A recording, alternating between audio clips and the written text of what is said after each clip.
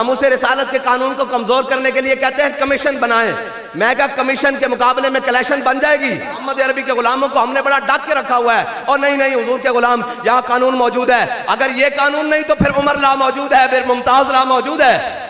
इसलिए हमने आपको पकड़ के कानून के हवाले किए हैं। ये कमीशन, ये जनाब, ये तमाशे ना किए जाएं। हमने सारे तमाशे देखे हैं। इस मुल्क में इलेक्शन भी तमाशा है, कमीशन भी तमाशा है, मेंबरी, ये काउंसलर, ये जनाब, ये सारा कुछ तमाशा है। लेकिन हुजूर के नाम पर कोई तमाशा नहीं होने देंगे। तुसी कहते हो असी कमीशन बनाने ते जो गुस्ताख छुड़वाने तो ठीक है, कोई मसला नहीं। मुमताज दफनाया, कलेक्शन ते जनाब गोलियां ते मैगजीन बाहर रख के गया। तन खड़िए कहने कि तुसा खाली मुमताज ना पंगा लिया सी ते तुहाडियां नस्लां भी जनाब भुगत के आईयां। जे तुसी खत्मे नबूवत और नामूस रिसालत के पंगे नाल लेना चाहते हो तो ना फैजाबाद की जमीन तंग होई है, ना मोहम्मद अरबी दे दिल, गुलामा दे दिल छोटे हुए। हाँ भाई, नामूस रिसालत के लिए आपको जिस वक्त जहां बुलाया जाए हाजिर हो।